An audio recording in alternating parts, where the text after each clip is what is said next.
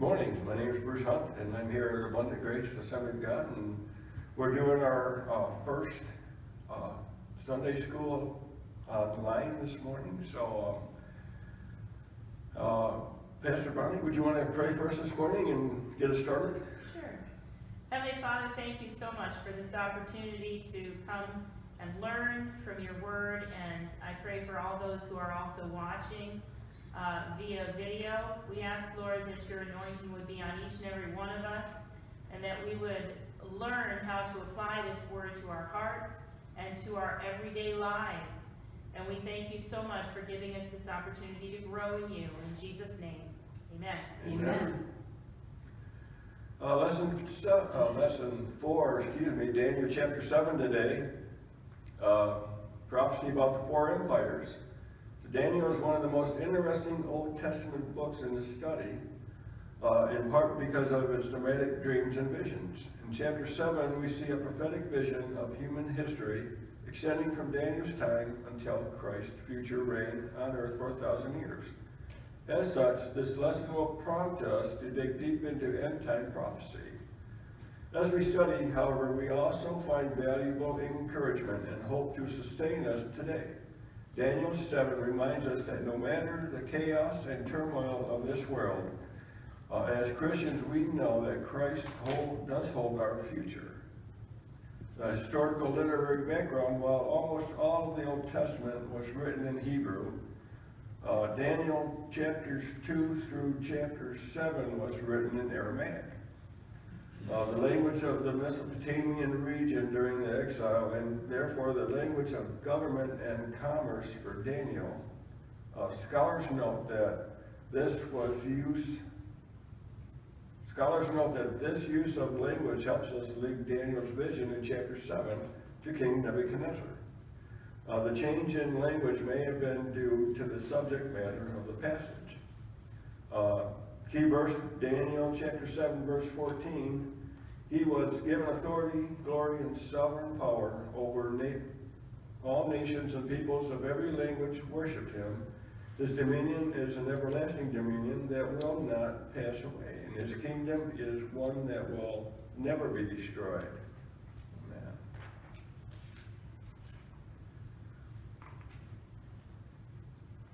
Vision of the 4 beasts. Daniel chapter 7, 1 through 8. We have a reader for 1 through 8. Sheila? Awesome.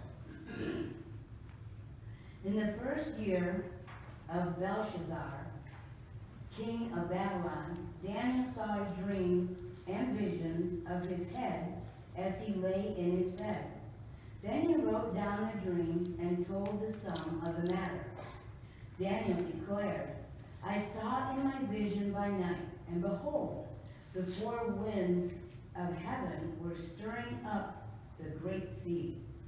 And 4 great beasts came up out of the sea, different from one another. The first was like a lion and had eagle's wings. Then as I looked, its wings were plucked off, and it was lifted up from the ground and made to stand on 2 feet like a man. And the mind of a man was given to it. And behold, another beast, a second one, like a bear. It was raised up on one side. It had 3 ribs in its mouth between its teeth. And it was told, arise, devour much flesh. After this I looked, and behold, another, like a leopard, with 4 wings of a bird on its back. And the beast had 4 heads, and dominion was given to it.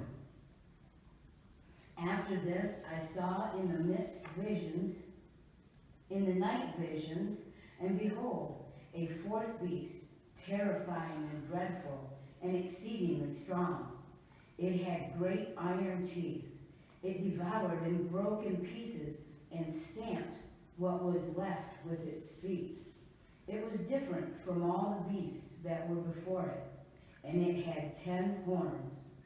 I considered the horns, and behold, there came up among them another horn, a little one, before which 3 of the first horns were plucked up by the roots. And behold, In this horn were eyes like the eyes of a man, and the mouth speaking great things. So here we have the four beasts that Daniel was talking about, right?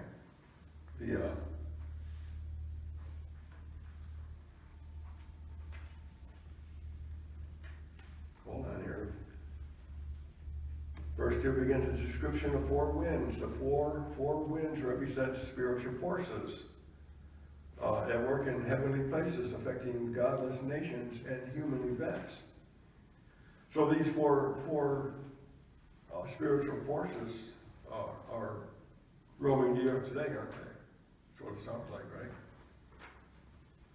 So the four beasts Daniel saw rising from the sea are four earthly kingdoms of world history. See, the first one was a lion. It says here the lion represented the Babylonian Empire.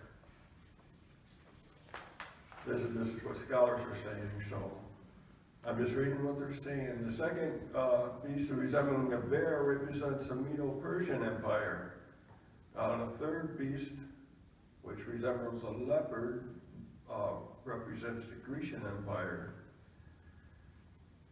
This interpretation is based on part in the fact that chapter 7 concludes the Aramaic section of Daniel, which began with Nebuchadnezzar's dream in chapter 2.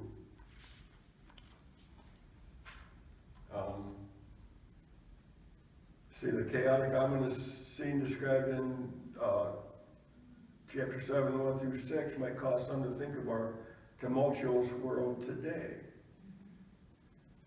That's why I was thinking this was pertinent for this Sunday instead of, to those online there, we're not having service this Sunday, that's why we're doing it online. And I thought, because of what's going on recently with this COVID virus, that some people may need to hear some of this, so we're trying this. See here. So many live in fear as they see constant economic and political changes in the world, and I interjected rampant viruses around the world that happen periodically, in even in the past 20 years. We've had, SARS and mad cow and all kinds of stuff going on in the past 20 years. So we're all kind of in tune with the viruses that rampant going amok around the world these days. Trying to discover what will happen next and to understand the connection between the natural world and the spiritual world, but we need not be alarmed as the book of Daniel teaches us that God is in control. Amen. And this fourth beast, many scholars agree that this fourth beast represents the Roman Empire. This kingdom was much fiercer than the others, crushing all who opposed it.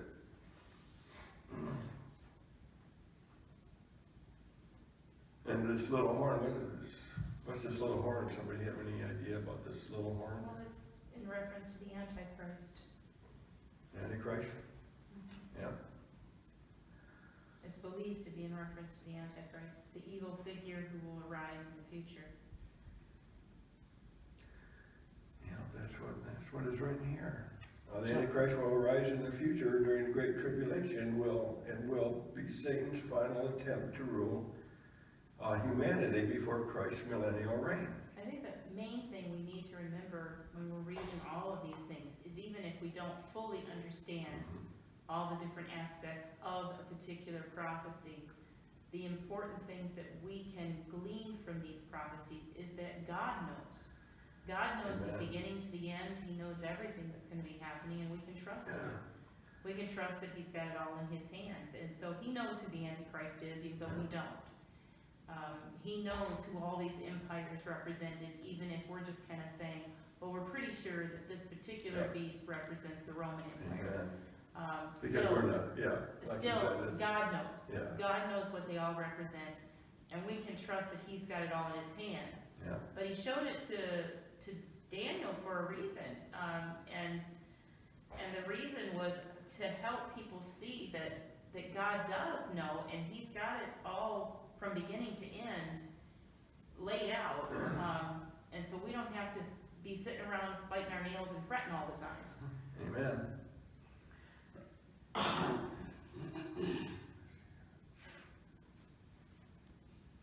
See, ponder this question in response to the word. What is the difference between feeling concerned for world situations and becoming dismayed over world situations? So here are several keys to a proper perspective in a chaotic world. You can look to God in prayer about world situations. You can express trust in him no matter the circumstances. And you can direct praise and confidence toward him when events go in the wrong direction. And things don't always go the way we want them to go. So, see, number 2, the vision interpreted. Now I want to go back to verse, I believe it was verse 2 for a minute, where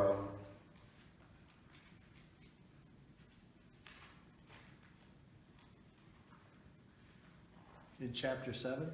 yeah, chapter 7, verse 2. It doesn't really say. Where Daniel declares, Yeah. Daniel saw a dream in the visions of his head as he lay in his dream, as he lay in his bed. Then he wrote down the dream and told it to some of the matter. But who did he tell this to? I was just wondering if anybody in here knew who he might have told. Maybe it was just his scribe, the person who was writing the stuff down for him. Yeah. Because he would have been high enough up that he would have had scribes following him around. Yeah. Because there were other so-called magi or magicians that were around him, so maybe he was telling them also. So. Because at this point, he was an older man. Yeah. And so he would have had wise men following him around and scribes following him around, learning Yeah. from him. So yeah, that's what I was thinking. Maybe, yeah, he had people that were listening to him talk, right?